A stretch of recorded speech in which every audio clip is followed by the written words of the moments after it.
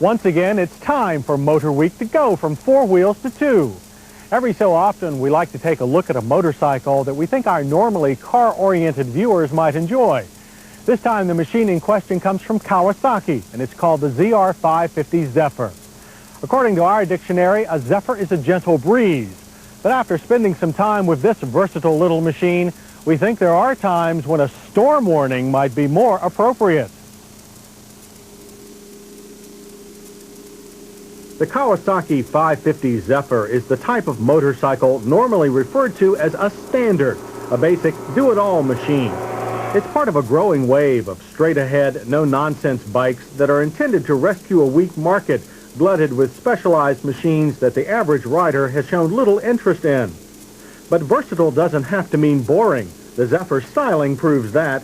It definitely leans to the sporty side of the standard spectrum, with the sharply upturned tail section reminding us of some of Kawasaki's hotter sport bikes. The Zephyr's engine has its origins in a sport bike, but not a current one. The 553cc inline four-cylinder is an updated version of the power plant that propelled the legendary Kawasaki GPZ 550, considered by many to be the first true sport bike.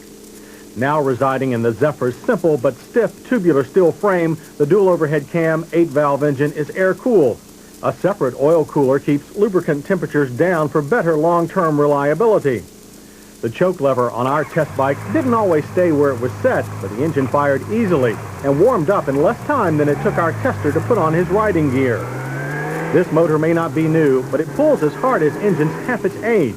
Power builds rapidly from around 4,000 RPMs to the 10,000 RPM red line, allowing rapid blast through the slick, close-ratio 6-speed gearbox. We would, however, prefer a more progressive clutch. Our test bike's lever didn't engage until near the end of its travel, and then rather abruptly. Once we got moving, however, all clutch woes were forgotten as the compact Zephyr displayed a level of handling that we frankly didn't expect in a simple standard.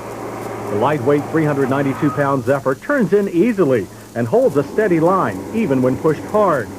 That's partly due to the rear suspension, which consists of dual oil-filled shocks that are easily adjustable for spring preload as well as rebound and compression damping.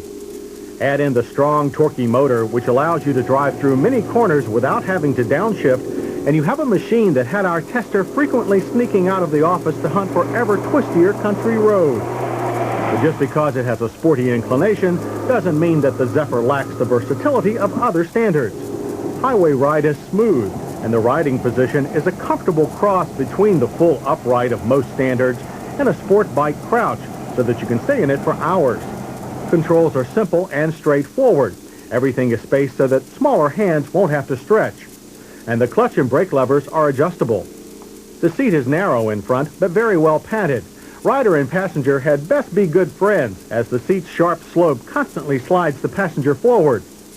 The Zephyr's brakes are disc both front and rear. They provide plenty of stopping power and good lever feel. There is substantial nosedive under hard braking due to the soft front springs, but we found the more comfortable ride to be an acceptable trade-off. Smaller riders will be pleased with the 550 Zephyr's lightweight and low 30-inch seat height. A larger 750 Zephyr is available for those who want a bit more bike. But most riders will find plenty of performance in the 550, and its low $3,999 price is easy on the pocketbook. The Zephyr's lack of plastic add-ons also means that your insurance agent won't be demanding your firstborn as a down payment.